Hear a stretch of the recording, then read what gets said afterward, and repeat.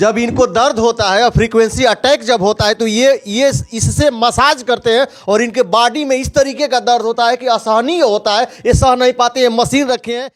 इसमें मुख्य मास्टरमाइंड राम प्रताप सिंह, सुनील सिंह और अनिल सिंह हैं। इनके बेटों ने मुझे पूर्व में धमकी के पीछे कोई बहुत बड़ा साजिश करता है, हो सकता है इसके पीछे आतंकवादी साजिश। बड़ी बात कर रहे हैं आप। बिल्कुल बड़ी बात कह रहा हूँ भैया। सुरक्षा एजेंसियों को जांच, बड़े बेटे को 7-8 साल का मेरा बड़ा बेटा हो गया होगा, बोल नहीं पाता है जन्म से ही, उसको मारने की कोशिश की गई जब अपनी माँ के पेट में। भैया योगी जी से यही कहना चाहूँगा कि हमें न्याय दीजिए। मैं पिछले 22 सालों से भाजपा का कार्य करता हूँ। आज मेरी मौजूदगी है गोरखपुर में, और गोरखपुर में आज एक मैं आपको ऐसा अपडेट लेके आया हूं कि आप सुनेंगे तो हिल जाएंगे। आपके भी घर में अगर जो कोई बीमार हो, किसी की किडनी खराब हो, किसी का मेंटल समस्या हो, तो रेडियो फ्रीक्वेंसी से किस तरीके से अपने देश के लोगों को मारा जा रहा है ये आपको पता नहीं है।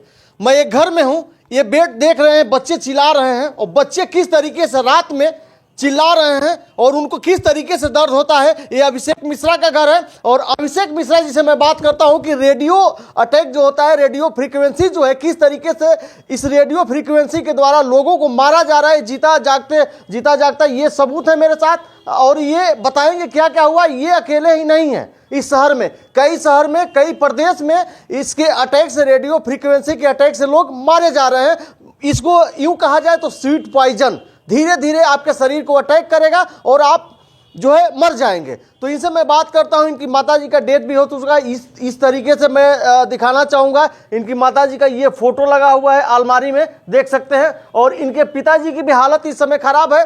बच्चे, अब इनसे ही मैं बात करूंगा, आप वीडियो में बने रहिए। क्या कहेंगे, ये रेडियो फ्रीक्वेंसी जो लोग देख रहे समझ नहीं पा रहे होंगे कि रेडियो फ्रीक्वेंसी क्या होती है और किस तरीके से मारा जाता है, तो थोड़ा सा लोगों के समझ में आ जाए, बताइए मामला क्या है। भैया पुलिस टीम की जो वायरलेस होता है वो रेडियो फ्रिक्वेंसी पे चलती है। जैसे हमारा मोबाइल जो है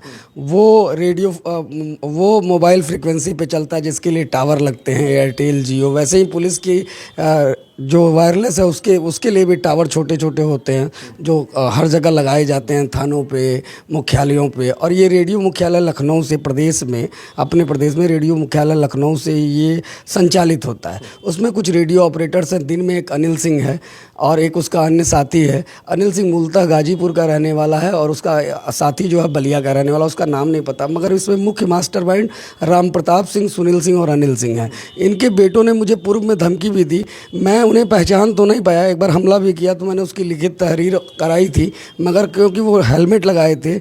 और ये सब मुझे किसी भी तरह मुझे रोकना चाहते हैं। ये मुझे किसी मामले में फंसा सकते हैं, किसी लड़की को खड़ी करके फंसा सकते हैं, मेरी दुर्घटना में मृत्यु करवा सकते हैं, क्योंकि देश में बहुत लोग परेशान हैं। प्रदीप अरोड़ा जी हैं नागपुर के, आप वीडियो देखेंगे उनकी, तो वो नागपुर में परेशान है और उनको भी कहते हैं सैटेलाइट टेक्नोलॉजी से मारा जा रहा है। मोनिका जी हैं राजस्थान से, मैंने पूरी व्हाट्सएप ग्रुप की डिटेल आपको दी है। और ये भैया क्यों मारा जा रहा है, ये एक छोटे से रेडियो ऑपरेटर ग्रुप का काम नहीं हो सकता। इसके पीछे कोई बहुत बड़ा साजिश करता है, हो सकता है इसके पीछे आतंकवादी साजिश। बड़ी बात कर रहे हैं आप। बिल्कुल बड़ी बात कह रहा हूँ भैया। सुरक्षा एजेंसियों को जांच करना चाहिए भैया। बहुत से घटनाएं अपने देश में ऐसी हुई हैं। 26/11 का मामला ऐसा हुआ, हम यूट्यूब पे पढ़ते हैं कि हमारी सुरक्षा एजेंसियों को इंटेल नहीं था, जबकि कोई भी घटना होने से पहले सुरक्षा एजेंसियों के कुछ न कुछ क्लू मिल जाते हैं, कुछ बड़ा होने वाला है। और अभी तक इस मामले में सुरक्षा एजेंसियों को पता नहीं। हो सकता है अब इस तरह से ये आतंकवादी एक हम अपने ही देश के कुछ देश विरोधी लोगों को कह सकते हैं, जिनको पिट्ठू बना के अपनी चीज़ों को साध रहे हों। बिल्कुल। ये लोगों का सवाल ये भी होगा कि आखिर इस अटैक में जो रेडियो फ्रीक्वेंसी के अटैक होता है, वायरलेस अटैक जो होता है, इस वायरलेस अटैक में जो होता है, जो भी उसकी फ्रीक्वेंसी आती है, जो इस तरीके से अटैक किया जाता है आपके परिवार पे, तो उस समय उसके लक्षण क्या होते हैं? भैया शरीर का कोई भी अंग दर्द करने लगेगा, जैसे लगता है कोई वेग लग रहा हो। मेरे छोटे छोटे बच्चे आपको चिल्लाते हुए दिखाई दे रहे हैं, और मेरी माँ कराहती हुई दिखाई दे जाएगी, उसकी जीवित समय की वीडियो है। मेरी एक बहन आईसीयू में एडमिट, वो भी वीडियो उसकी दिख जाएगी। और पिताजी की सारे मेडिकल जो भी उनको दिखाया जा रहा है, उनकी लीवर का एंडोस्कोपी में सारी चीज़ दे दूंगा। और भैया बहुत से ऐसे लोग हैं, प्रदीप अरोड़ा जी से आप बात करें, वो नागपुर के रहने वाले हैं, उन्होंने भी वीडियो डाली है। अब तो ये देश में हर जगह सुनाई दे रहा है और सुरक्षा एजेंसियों को जांच करना चाहिए। मैं हर बड़े अधिकारी से मिल चुका हूँ, अमिताभ यश जी से मिला और अमिताभ यश जी पे मुझे भरोसा है, वो कर्तव्यनिष्ठ STF के ईमानदार मुखिया हैं।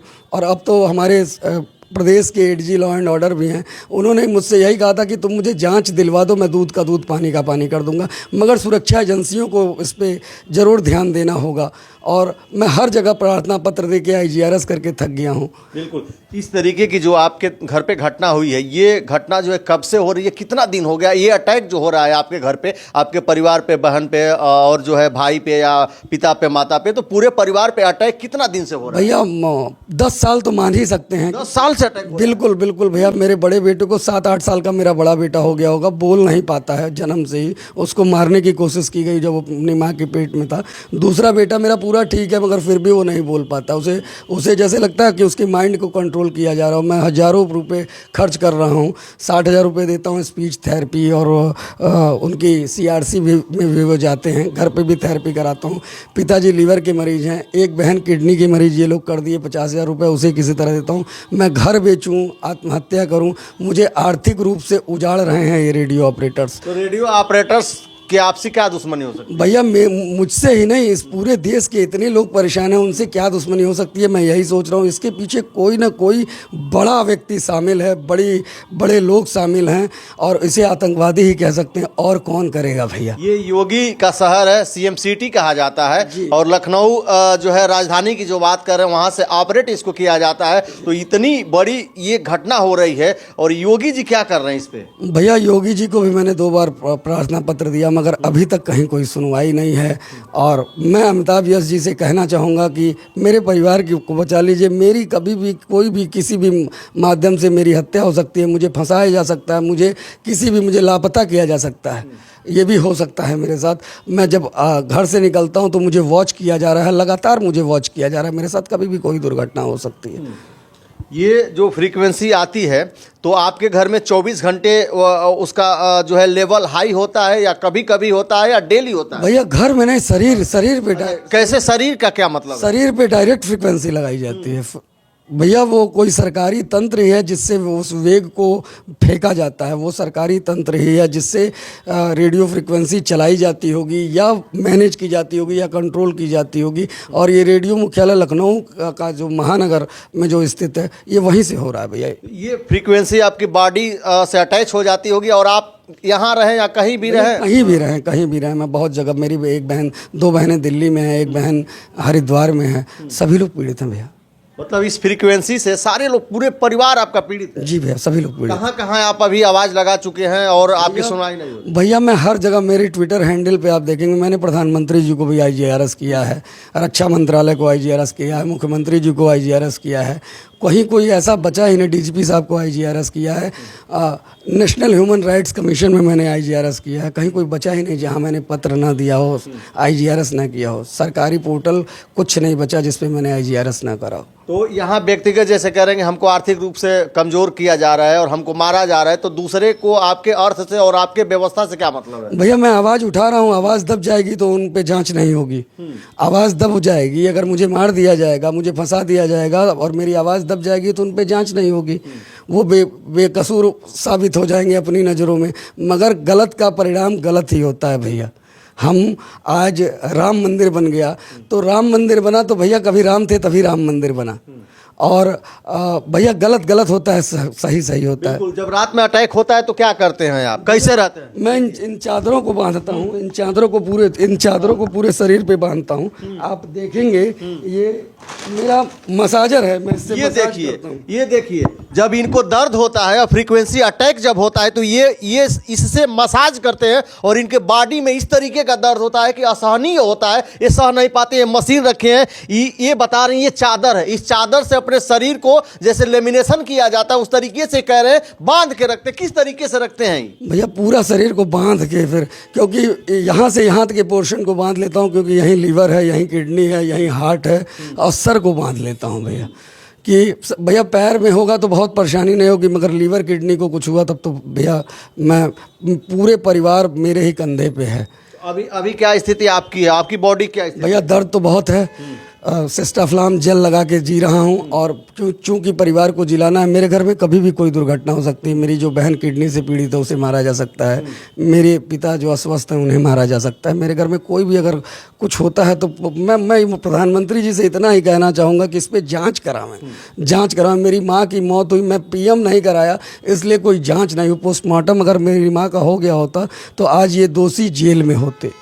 बिल्कुल, क्या कहना चाहेंगे लास्ट में योगी जी से? भैया योगी जी से यही कहना चाहूँगा कि हमें न्याय दीजिए। मैं पिछले 22 सालों से भाजपा का कार्यकर्ता हूँ, और भैया मैंने निस्वार्थ सेवा की है अपने देश की। मैं आर्मी में जाना चाहता था, कुछ वजह रही और मैं नहीं चयनित हो सका, मगर भैया न्याय कीजिए। मैं यही योगी जी से कहना चाहूँगा। छोटे छोटे बच्चे हैं, अब अगर उन्हें कुछ हो गया तो मैं कहाँ जाऊँगा। बिल्कुल, अभिषेक मिश्रा जी रो रहे हैं और इनका दिल यहाँ से रो रहा है। अपनी माँ खो चुके हैं, पिता को भी खोने वाले हैं। इस तरीके की स्थिति हो गई है, बच्चे इनके पागल हो गए हैं कि इस तरीके से ये रेडियो फ्रीक्वेंसी अटैक है। और ये एक ऐसा मामला है कि लोगों को जानकारी नहीं है, और इस रेडियो फ्रीक्वेंसी की पीड़ित जो है महाराष्ट्र में है, गुजरात में है, हर जगह लोग हैं। और इन लोगों का कई जगह जो है जंतर मंतर पे धरना भी कई बार हुआ, लेकिन जांच एजेंसियां इस पे ध्यान नहीं दे रही है, सरकार इस पे ध्यान नहीं दे रही है। इनका कहना है कि कुछ लोगों की जो है टेररिस्टों का जो है ये काम हो सकता है, टेररिस्ट फंडिंग हो सकती है। तो इस तरीके का ये मामला, इसको कहा जाए तो स्वीट पॉइजन जो होता है, धीरे धीरे जहर जो आपको मारता है, उस तरीके से अभिषेक मिश्रा जी के परिवार को जो है रेडियो फ्रीक्वेंसी का अटैक करा के और इनके परिवार को धीरे धीरे मारा जा रहा है। इस तरीके की घटना को क्या कहेंगे? कहीं आपका भी घर, आपके घर का भी कोई सदस्य इसका शिकार नहीं है? किडनी का शिकार, किडनी अगर जो फेल हो रहा है, लिवर फेल हो रहा है, अगर जो आपके घर में कोई अचानक पागल हो रहा है, तो ऐसा तो नहीं कि इस रेडियो फ्रीक्वेंसी का आपका भी घर शिकार हो गया है। ये सोचने की बात है और दिखाने की बात है। अगर जो ऐसा हो रहा है तो आप जांच कराएं, और जो इस तरीके के पीड़ित हैं उन लोगों से मिले। ये बहुत ज़्यादा संख्या में लोग पीड़ित हैं, और आपको भी मैं दूसरे वीडियो में और जगह हैं और प्रदेश हैं और जिले हैं, मैं उन लोगों से भी बात करके दिखाऊंगा कि अभिषेक मिश्रा जो कह रहे हैं वो क्या सही है, ये लोग जो धरना प्रदर्शन करते हैं वो क्या सही है। लास्ट में जो लोग हैं और जो आपके ग्रुप के साथ रहते हैं उनको क्या कहेंगे आप? भैया उन सभी से यही कहना चाहता हूं कि एकजुट होके इन आतंकवादियों का सामना कीजिए, नहीं तो हमारी नस्लें खराब हो जाएंगी, हमारा हिंदुस्तान फिर से गुलाम हो जाएगा। बिल्कुल, अभिषेक जी पीड़ित हैं, मैं आया तो सारी इनसे बातें हुई, और ये मामला एक नया है, और इस मामले को समझिए और लोगों तक खूब शेयर करिए कि ये मामला लोगों तक जाए, अधिकारियों तक जाए और सरकार तक जाए। तो इस पे जांच एजेंसियां बैठाई जाए और जो दोषी है उसके खिलाफ सख्त से सख्त कार्रवाई की जाए, और इस तरीके के अटैक से सबके परिवार को बचाया जा सके। बाकी आपका क्या कहना, आप कमेंट में अपनी प्रतिक्रिया जरूर दर्ज करिएगा। अभी तक वीडियो में बने रहने के लिए आपको बहुत बहुत धन्यवाद। नमस्कार।